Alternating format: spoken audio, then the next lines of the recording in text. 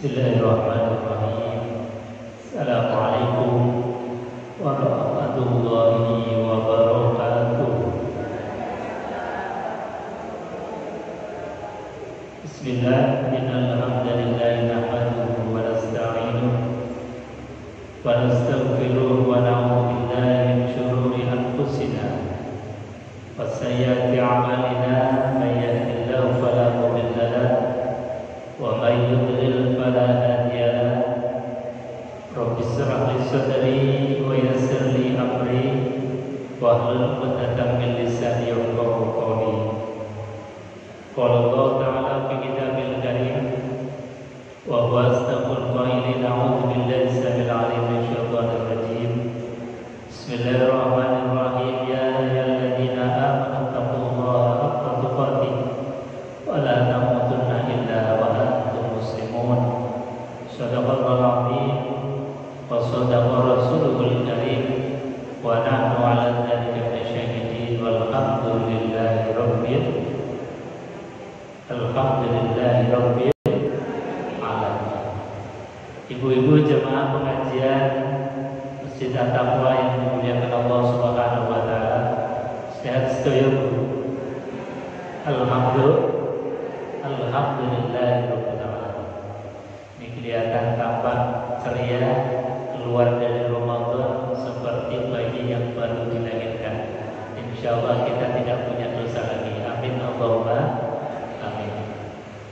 Ibu-ibu jamaah pengajian yang dimuliakan Allah, bahwa kita ngaji itu adalah kebutuhan. Kita belajar itu adalah kebutuhan rohani kita.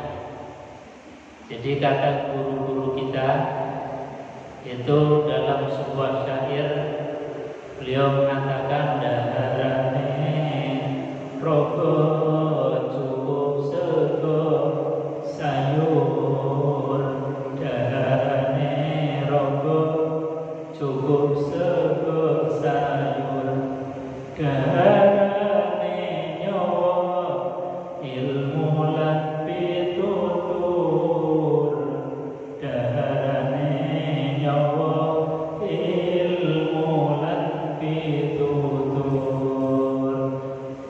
Sholli wa sallim daiman ala badan, sholli wa sallim daiman ala badan, wal ali wal ashab biman qad wahada, wal ali wal ashab biman qad wahada.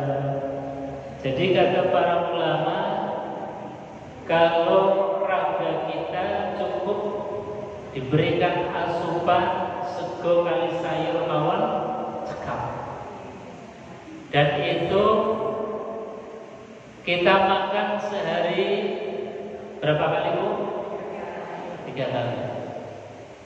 Tapi kalau rohaniah kita, kadang-kadang kita berikan asupan makan, asupan gizi kolo-kolo. Ini apa betul? Kolo-kolo enten pengawasan, kolo-kolo seminggu sekali di RT, di RW, di masjid. Padahal rohaniah kita itu juga butuh asupan gizi. Sehari saja kita tidak makan makanan rohani, yaitu ilmu dan nasihat, ilmu dan pitutur, maka rohaniah kita akan menjadi kering, bahkan mungkin bisa mati. Ciri-cirinya rohaniah yang mati itu susah untuk diberikan nasihat. Hadirin jamaah, ibu-ibu pengajian yang dimuliakan Allah Subhanahu wa taala. Sore hari ini kita membuka hati untuk minta nasihat dari Al-Quran. Quran kita buka untuk menasehati hati kita, menasehati pikiran kita, dalam kaitan hubungan kita sebagai anak terhadap orang tua kita, dan dalam kaitannya kita sebagai orang tua terhadap anak kita. Kalau kita ini tidak diberikan nasihat oleh Quran, kadang-kadang kita yang merasa sebagai orang tua kemudian merasa bisa apa saja terhadap anak. Kita sebagai orang tua kadang-kadang merasa punya hak untuk mengatur sepenuhnya terhadap anak kita. Atau ketika kita sebagai anak terhadap orang tua merasa kita sudah mandiri, merasa kita sudah dewasa, merasa kita sudah bisa apa-apa, kemudian seolah-olah sudah tidak ada kaitannya dengan orang tua atau tidak mau diberikan nasihat oleh orang tua. Seringkali hati itu kita banyak penyakitnya. Oleh karenanya sore hari ini sekali lagi mari kita buka hati, datangkan Al-Quran sebagai obat, datangkan Al-Quran sebagai nasihat untuk kita dalam kaitan kita sebagai anak terhadap bapak ibu kita, dan kita sebagai orang tua terhadap anak-anak. Ibu-ibu jamaah pengajian yang dimuliakan Allah, Al-Quran banyak sekali pelajaran, tetapi sore hari ini saya ingin mencuplik sedikit kisah, cerita, pelajaran yang sempurna dari sosok seorang nabi, seorang rasul yang sudah sukses menjadi manusia pilihan. Bukan hanya pilihan manusia, tetapi ini menjadi pilihannya Allah. Nabiullah Ibrahim alaihissalatu wassalam itu di dalam Al-Quran dipilih oleh Allah menjadi manusia pilihan Allah sekaligus dengan keluarganya. Makanya bahasanya Al-Quran, innallaha astofa Adama wa Nuhan wa ala Ibrahim. Sesungguhnya Allah telah memilih. Artinya Allah telah memilih. Ini bukan sembarang pilihan. Kalau kita memilih manusia menjadi pemimpin kita, kadang-kadang kita sudah capek-capek milih, di belakang hari malah mengkhianati kita, di belakang hari menyakiti kita, membohongi kita. Tapi ketika ini yang menjadi pilihan Allah dan Allah yang memilih, pasti ini adalah pilihan yang betul-betul dalam pandangan Allah pantas untuk menjadi teladan, pantas untuk menjadi contoh bagi kita. Innallaha astofa, sesungguhnya Allah telah memilih siapa Adam, Nabiullah Adam, wa Nuhan, dan Nabiullah Nuh, wa ala Ibrahim, dan keluarga Nabi Ibrahim. Jadi bukan hanya Ibrahim, tapi ala Ibrahim, keluarganya Nabi Ibrahim. Nah, pertanyaannya, kenapa keluarganya Nabiullah Ibrahim ini sukses, bahkan kemudian dicatat di dalam tinta emas Al-Quran, menjadi panutan, menjadi contoh teladan bagi kita sepanjang masa. Nah, ini yang patut kita belajar dari beliau. Makanya Quran di ayat yang lain itu perintahkan kepada kita, qul, katakanlah wahai Muhammad, shadaqallah, maha benar Allah. Kalau Allah sudah menceritakan, ceritanya itu bukan hoax, ceritanya itu bukan bohong-bohongan, bukan khayalan, tapi ini cerita fakta, faktual, nyata, pernah terjadi, dan menjadi pelajaran sepanjang zaman sampai hari kiamat. Makanya disampaikan, qul, katakanlah wahai Muhammad, shadaqallah, maha benar Allah, Fattabi'u millata Ibrahim, ikutilah olehmu wahai Muhammad, ikutilah olehmu wahai umat Rasulullah. Ikuti siapa? Millata Ibrahim hanifah, ajarannya Nabiullah Ibrahim, kehidupannya Nabiullah Ibrahim, tata cara hidupnya Nabiullah Ibrahim. Kita disuruh ikut. Kenapa? Karena Nabiullah Ibrahim itu hanif, orangnya lurus-lurus saja, nggak pernah neko. Wa ma kana minal musyrikin, dan Nabiullah Ibrahim bukan orang yang suka menyekutukan Allah. Jadi orangnya lurus, tauhidnya mantap, akidahnya kuat. Nah ini Nabiullah Ibrahim alaihissalam. Maka sekali lagi kita dalam kaitan hubungannya dengan orang tua, kita nyontoh Nabiullah Ibrahim. Kita dalam kaitannya sebagai orang tua terhadap anak kita contoh juga Nabiullah Ibrahim alaihissalam. Apa yang dicontoh dan diajarkan oleh Nabiullah Ibrahim? Pertama, Nabiullah Ibrahim alaihissalam itu di dalam mendidik, di dalam mengajari, membimbing tauhid, akidah tauhid tidak pernah lelah. Jadi mengajarkan tauhid kepada putra-putranya, anak-anaknya, keturunannya. Ini yang kemudian menjadi catatan emas dalam Al-Quran, karena Nabiullah Ibrahim itu mendidik tauhid, mengajarkan tauhid dari beliau sehat sampai beliau menjelang wafat. Dari beliau masih muda sampai beliau tua, mengajarkan tauhid tidak pernah berhenti, mengajarkan tauhid tidak pernah kenal lelah.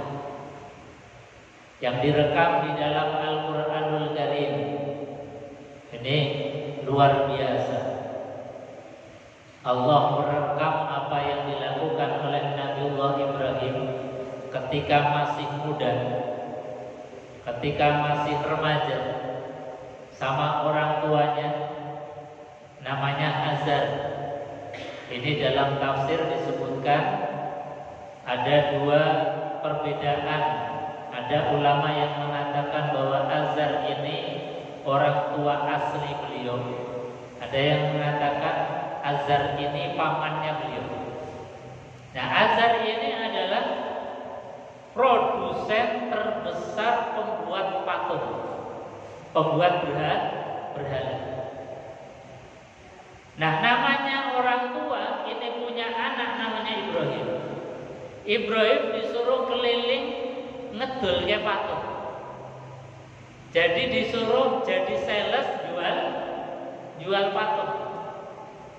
Tapi namanya Ibrahim, meskipun beliau tahu bahwa menjual patung itu adalah dosa karena sebagai sarana untuk menyekutukan Allah, tapi beliau tetap, karena ini perintahnya orang tua, tapi kemudian dibawa patung ini keliling kampung untuk dijual. Tapi beliau kemudian membahasakan, barang siapa yang membeli patung, maka dia tidak akan beruntung. Barang siapa yang membeli berhala, maka dia berdosa. Jadi perintahnya orang tua tetap dilaksanakan, tetapi dakwahnya tetap berjalan. Nah, ini luar biasanya. Jadi perintahnya orang tua tetap dilaksanakan karena disuruh menjual patung, tetapi dakwah tetap dilaksanakan. Sampai kemudian orang tuanya ini atau pamannya ini tahu, ini Ibrahim disuruh jualin kok gak laku-laku, apa sebabnya? Oh, ternyata dibetin-betin. Yang membeli patung katanya nggak beruntung, yang membeli berhala katanya berdosa, dan memang itu berdosa.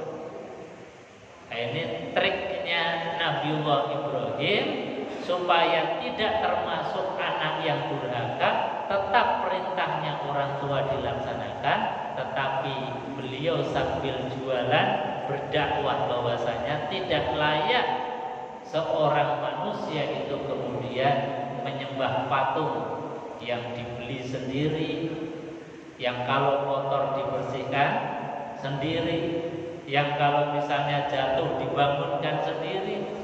Artinya apa? Tidak layak menyembah patung yang dijual ke sana kemari, yang tidak punya kontribusi apa-apa terhadap hidup kita.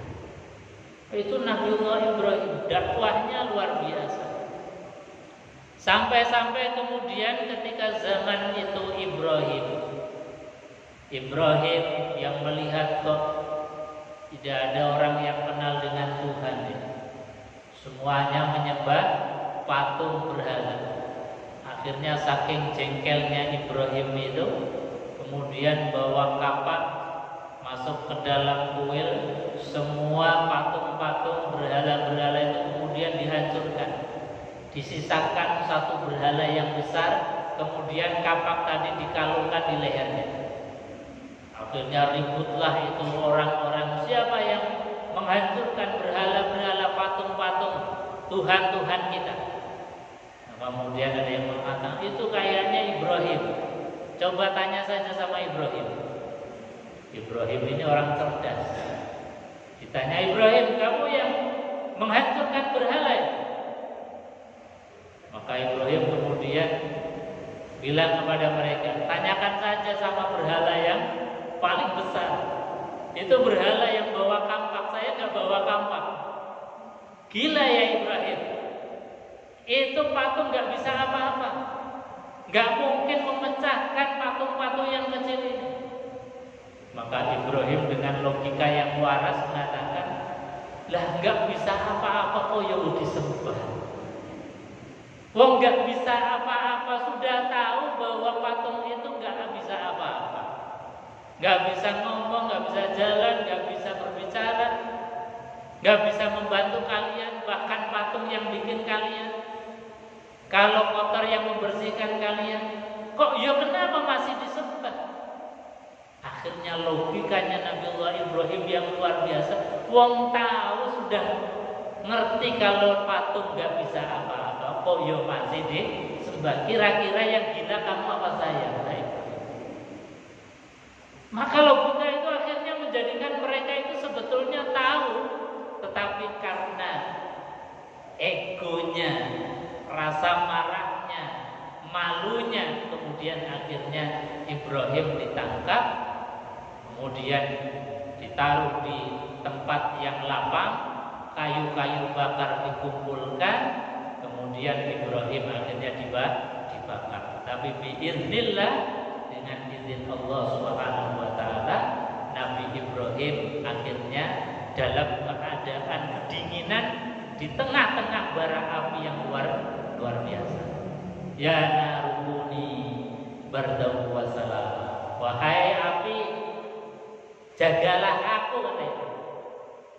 Bardahu wa salam, jadilah engkau dingin dan jadilah engkau yang menyelamatkan aku.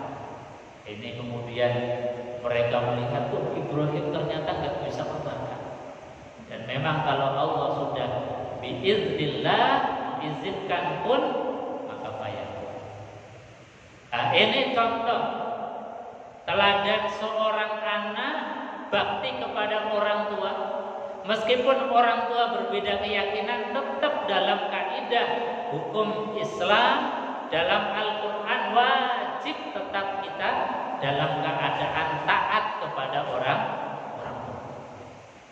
Misalnya orang tua berbeda akidah dengan kita, berbeda agama dengan kita, Islam mengajarkan tetap kita harus taat kepada mereka selagi mereka tidak memerintahkan kita untuk menyekutukan Allah Subhanahu wa taala.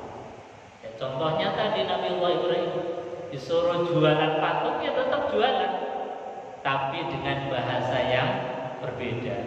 Kalau marketingnya disuruh orang tua untuk menjualkan patung, tapi bawanya berhala patung yang dibawa oleh Ibrahim malah disuruh orang-orang itu jangan jangan.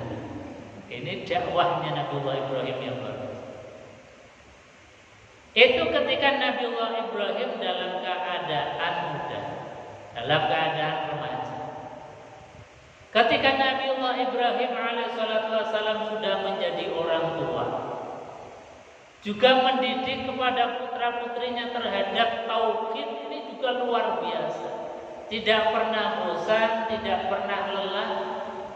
Bahkan direkam di dalam Al-Quran sampai toh ketika Nabiullah Ibrahim dalam keadaan nazar, dalam keadaan sakaratul maut. Ibu-ibu nanti melihat orang yang sedang sakaratul maut.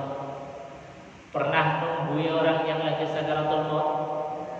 Kira-kira gambarannya gimana? Sakit apa enggak? Susah apa enggak? Orang sakaratul maut digambarkan oleh baginda Rasulullah SAW itu menahan sakit yang luar biasa. Meskipun kadang-kadang ada yang diberikan oleh Allah ditampakkan surga, sehingga rasa sakit yang luar biasa itu sudah tidak terasa lagi. Karena apa? Karena diperlihatkan seperti film, diperlihatkan tontonan nikmatnya surga, sehingga apa? Sakit yang begitu luar biasa sudah tidak dirasakan lagi. Sehingga kadang kita nunggui orang yang sakaratul maut itu kayaknya enak seperti orang tidur. Itu karena apa? Ditontonkan, diperlihatkan dengan nikmatnya surga. Saya kasih gambaran kenapa orang yang dalam keadaan sakit tetapi ketika diperlihatkan nikmat yang besar itu sakitnya nggak terasa. Ini dicontohkan di dalam Al-Quranul Karim. Pernah dengar ceritanya Yusuf tuh? Nabiullah Yusuf pernah dengar? Nabiullah Yusuf itu pernah difitnah, kemudian masuk penjara. Saking gantengnya Nabiullah Yusuf sampai Zulaikha, istrinya Amir, istrinya pemimpin, kalau sekarang istrinya menteri atau presiden, itu kesengsem senang sama Nabiullah Yusuf. Sampai Zulaikha ini kemudian dibully oleh ibu-ibu yang lain. Sudah punya suami kok nyenengi berondong. Nyenengi apa bu? Berondong. Karena Yusuf saat itu berondong. Jadi gantengnya luar biasa sampai Zulaikha kesengsem. Dibully oleh ibu-ibu yang lain. Dalam batinnya Zulaikha, awas ya nanti tak kerjain ibu-ibu. Betul. Akhirnya apa? Ibu-ibu yang lain itu dikasih undangan makan-makan sama Zulaikha. Disiapkan makan-makan yang luar biasa, buah-buahan yang banyak. Kemudian di tengah-tengah perjamuan itu Yusuf disuruh menemui ibu-ibu ini. Ternyata benar, ketika ibu-ibu lagi asik makan buah, yang beliau ibu-ibu tadi memegang pisau satu-satu. Sampai bahasanya kita itu ibu-ibu udah ngowong, kertas ngowong. Saking kagumnya terhadap kegantengan Nabiullah Yusuf alaihissalam, sampai ibu-ibu nggak terasa mengiris tangannya sendiri. Jari jemari tangannya diiris. Jadi tadi iris buat, tapi ternyata yang diiris apa? Tangannya, jari jemarinya. Nggak terasa kalau jarinya itu luka. Nggak terasa kalau jarinya itu berdarah. Karena apa? Sedang melihat asiknya sosok Nabiullah Yusuf yang gantengnya luar biasa. Jadi artinya apa? Kadang-kadang sakit yang begitu luar biasa, tapi bisa dikalahkan dengan melihat tampilan nikmat yang ada di dalam pandangan mata. Nah, begitulah dalam keadaan nazar sejatinya, sebagaimana Rasulullah SAW bersabda bahwa orang nazar itu sakitnya luar luar biasa. Tetapi kenapa kadang-kadang kita melihat orang nazar sakaratul maut itu gampang, kemudian rasanya seperti tidur, karena diperlihatkan oleh Allah gambaran nikmatnya surga. Mudah-mudahan kita termasuk orang yang diperlihatkan nikmatnya surga ketika sakaratul maut. Amin Allahumma amin. Nah, Nabiullah Ibrahim alaihissalatu wassalam dalam keadaan sakaratul maut itu masih ngajar, masih mengingatkan anak-anaknya. Kalimat ini direkam di dalam Al-Quran. Wa wassa biha Ibrahim banihi. Wa wassa biha Ibrahim. Nabi Ibrahim itu senantiasa wasiat. Jadi wasiat, nasihat kepada putra-putrinya, enggak pernah lelah. Nah, ini harusnya jadi contoh kita. Kita sebagai orang tua jangan pernah bosan mengingatkan anak-anak, sudah waktunya maghrib, ayo sholat. Nah, berhenti dulu main HP, itu sudah azan isya. Nah, ayo bangun, itu di masjid sudah azan subuh. Jangan pernah berhenti, jangan pernah lelah untuk membimbing, untuk mengajari anak, untuk mentransfer tauhid yang kita pahami kepada anak-anak kita. Wa wassa biha Ibrahim. Nabiullah Ibrahim berwasiat, banihi wa Yaqub ya baniya. Duhai anakku, innallaha astafa, sesungguhnya Allah telah memilihkan lakum untuk kalian ad-din, yaitu agama. Maka apa pesannya Nabiullah Ibrahim? Fala tamutunna illa wa antum muslimun. Duhai anakku, jangan kau sekali-kali meninggal kecuali meninggal dalam keadaan sebagai muslim. Jangan kau sekali-kali meninggal kecuali lisannya tetap dalam keadaan mengucapkan asyhadu an la ilaha illallah wa asyhadu anna Muhammadar Rasulullah. Ini yang dipesankan oleh Nabiullah Ibrahim. Fala tamutunna illa wa antum muslimun. Am kuntum syuhada'a idh hadara Ya'qub al-maut. Sampai toh ketika ajal sudah mau menjemput, dalam keadaan sakaratul maut, dalam keadaan nazar yang nazar tadi, sakitnya luar biasa, tapi masih mau ngajari anak-anaknya, masih mengingatkan kepada anaknya. Apa kalimat yang diucapkan Nabiullah Ibrahim? Ma ta'buduna min ba'di. Duhai anakku, kalau sekarang ibu masih hidup, ibu masih ada yang mengingatkan untuk sholat, ada yang masih mengingatkan untuk puasa, mengingatkan terus untuk ibadah. Ma ta'buduna min ba'di. Apa yang akan kau lakukan nah?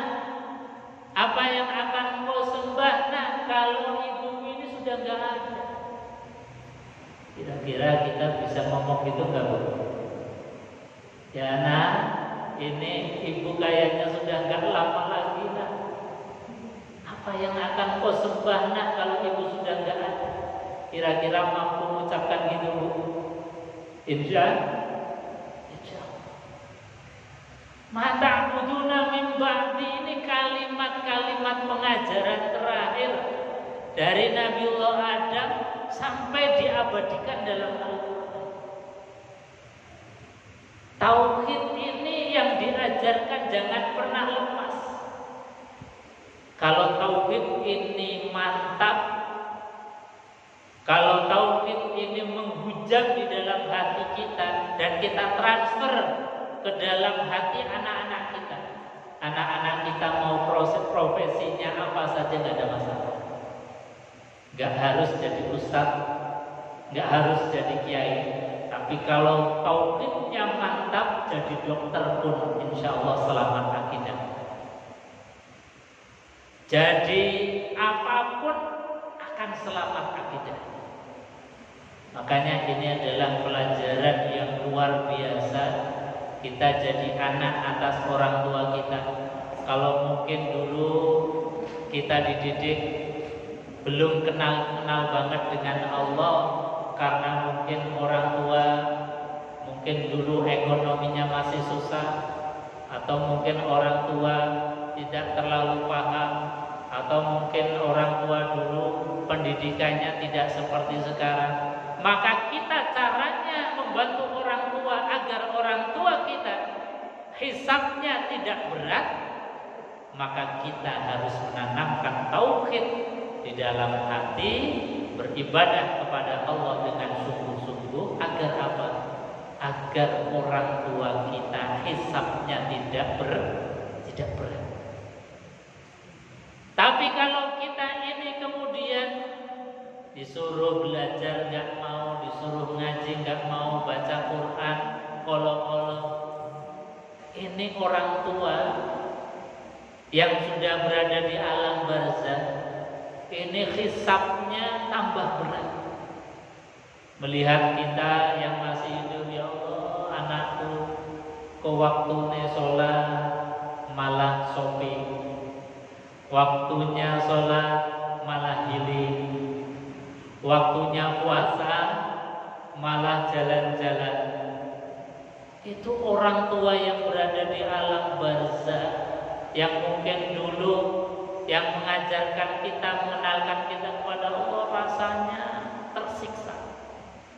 Makanya agar orang tua kita ini hisabnya ringan, tidak terbebani oleh kita ketika kita ibadah. Ingat, ya Allah, mudah-mudahan orang tuaku yang mendidik untuk ruku dan sujud diringankan hisabnya, diampuni segala dosanya, dan amal ibadahnya diterima oleh Allah Subhanahu wa ta'ala.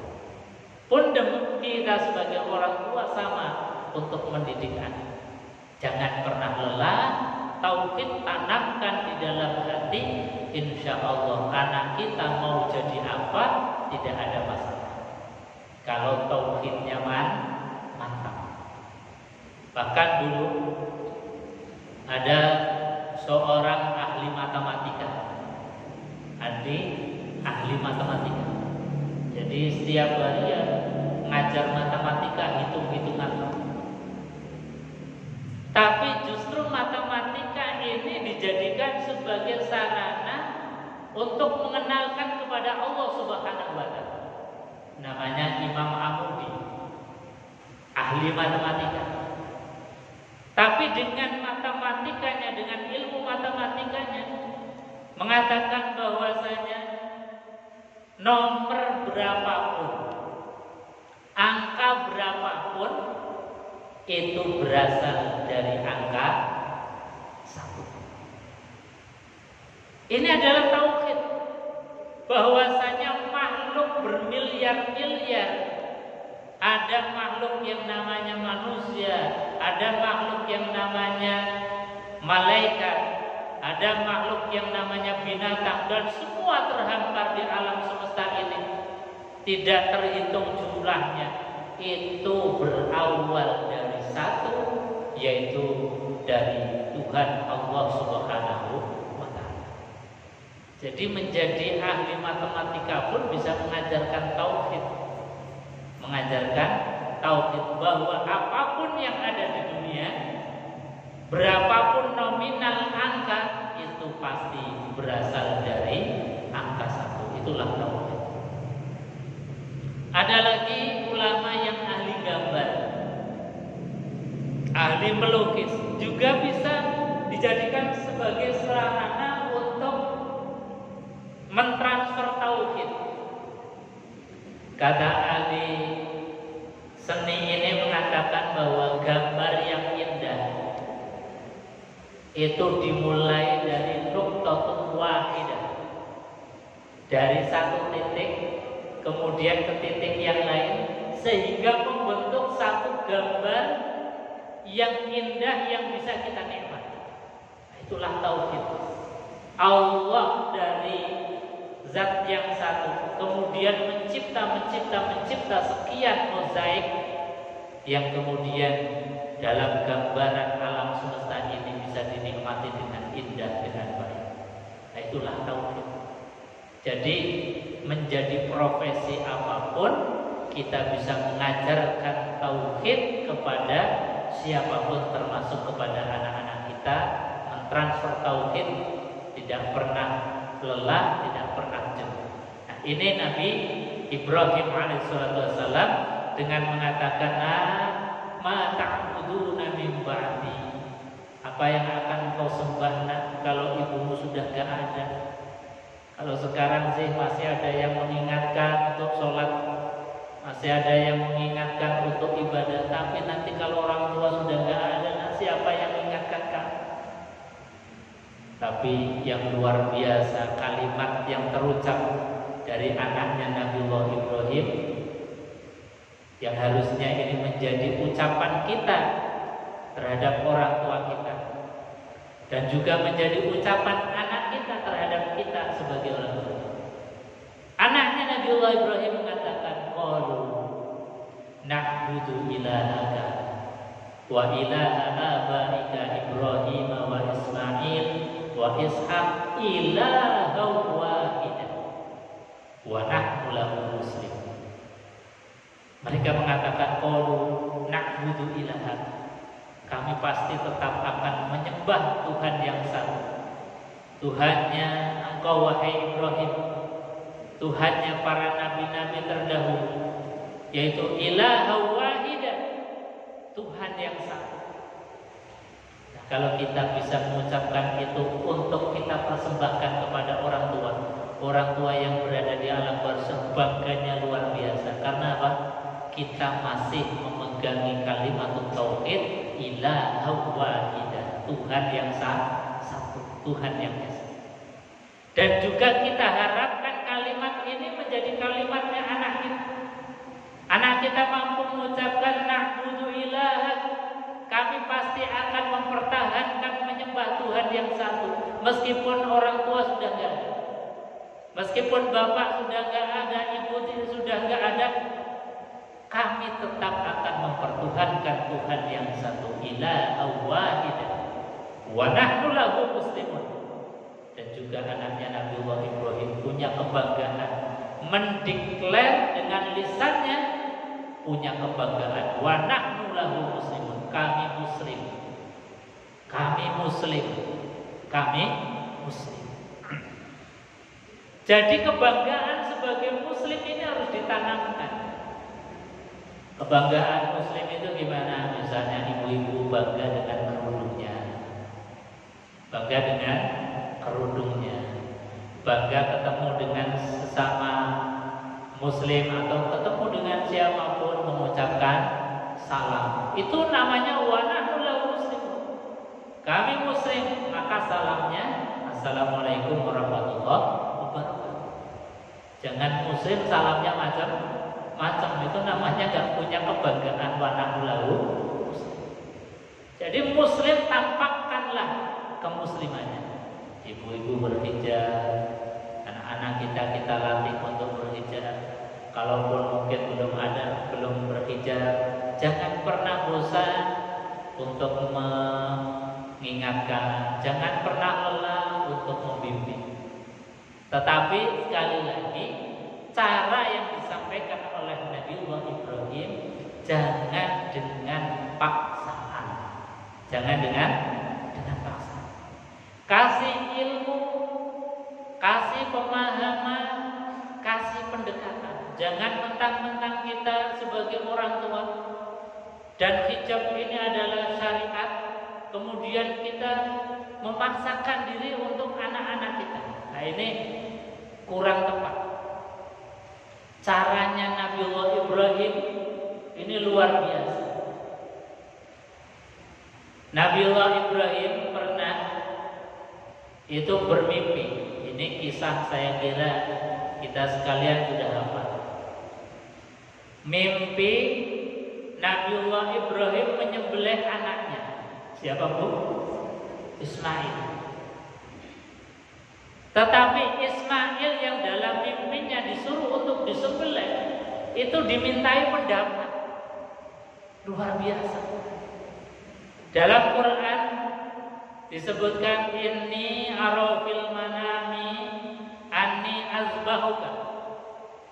Duhai anakku Ismail, tadi malam aku bermimpi, dalam mimpinya aku diperintahkan oleh Allah, inni azbahuka, aku disuruh untuk menyembelih.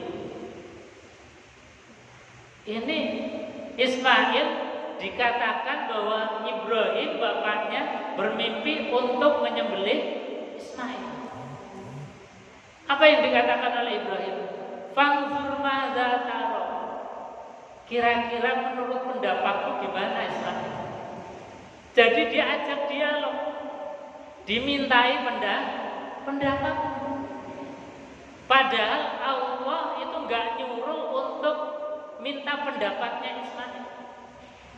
Andai kata Ibrahim itu langsung ngambil pisau kemudian langsung menyembelih Ismail, sah saja, karena memang itu perintahnya Allah. Itu perintah resmi dari Allah Subhanahu wa taala. Itu sudah dibenarkan oleh Allah. Tapi apa yang dilakukan oleh Nabiullah Ibrahim?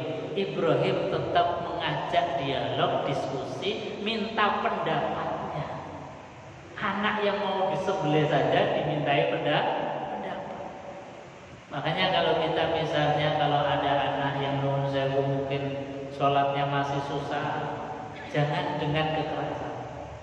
Kalau mungkin ada anak yang mungkin belum berhijab, jangan dengan kekerasan atas nama syariat, atas nama kebenaran yang kita yakini, kemudian kita memaksakan terhadap anak.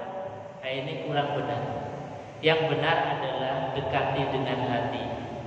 Fangzur madza tara, kira-kira pendapatmu gimana? Apakah menurut kamu hijab ini belum wajib? Apakah menurutmu sholat ini belum wajib? Diajak dialog. Jangan atas nama kita orang tua bahwa sholat itu wajib kemudian kita dengan kekerasan, dengan tidak ada kompromi, maka yang terjadi adalah syariat kemudian menjadi problem anak. Ketika azan sudah dikumandangkan, anak itu sudah kemudian seolah-olah ini ada problem. Sebentar lagi ibu marah-marah ini. Sebentar lagi ibu ngomel-ngomel ini. Karena apa? Karena pendekatan kita yang salah. Kalau kita pendekatannya sudah dari hati ke hati, pendekatannya dengan ilmu, pendekatannya menggugah kesadaran, maka apa yang dilakukan dikatakan oleh Nabiullah Ismail, silahkan abiku, insya Allah engkau akan mendapatiku sebagai seorang anak yang sabar. Coba, anak mau disembelih, merelakan diri, bahkan mengatakan silahkan abiku. Kalau ini memang perintahnya Allah, pastilah engkau akan mendapatiku menjadi sosok yang sabar, yang pasti akan disiapkan surganya Allah Subhanahu wa ta'ala. Jadi kadang kenapa anak-anak kita mungkin masih susah, kita di dalam pendekatan-pendekatannya perlu banyak belajar lagi. Sekali lagi, jangan kedepankan kekerasan, jangan kedepankan ego kita, tetapi kita coba berdialog dengan anak-anak kita, mencari dan mencuri hatinya anak-anak kita. Insya Allah kalau hati anak itu sudah tercuri dengan lelehan air mata seorang ibu, tanpa berkata-kata, hanya cukup dengan lelehan ibu, insya Allah hati anak ini akan menjadi cair. Tapi kalau yang dikedepankan adalah omongan-omongan kita setiap ada suara azan, ini ibu pasti marah lagi, pasti ngomel lagi. Ini jadi tersangka sholat. Sholat menjadi problem, sholat menjadi masalah terhadap anak-anak. Karena apa? Karena ketika azan sudah kedengaran, yang dalam benak pikiran anak-anak kita sebentar lagi ibu ngomel. Tapi kalau yang dilihat anak kita itu lelehan air mata ya kok nggak mesake ibu nak? Kalau engkau nggak sholat, gimana ibu nanti di alam barzah? Gimana ibu nanti mempertanggungjawabkan di hadapan Allah? Hati yang disentuh, tidak ada hati yang ketika disentuh dengan apalagi dengan lelehan air mata yang kemudian sampai membeku. Maka sekali lagi tips Quran, cara para nabi-nabi terdahulu di dalam mendidik kita, mentransfer ilmu kepada anak-anak kita itu dengan cara yang luar biasa. Makanya kemudian Quran menulis dalam catatan tinta emas Al-Quran tidak pernah akan lekang dimakan zaman. Catatan itu akan ada ila yaumil kiamat, sampai hari kiamat, menjadi teladan contoh yang sempurna bagi kita. Tinggal kita sedikit demi sedikit belajar berdialog dengan Quran. Ya Allah, iya ya, kadang-kadang egonya seorang kita ibu kadang lebih besar dari ilmu. Egonya kita sebagai orang tua kadang-kadang lebih mendominasi daripada ilmu dan pendekatan-pendekatan. Nah, ini Quran mengajarkan demikian dari contoh baginda Nabi Allah Ibrahim alaihissalam. Saya kira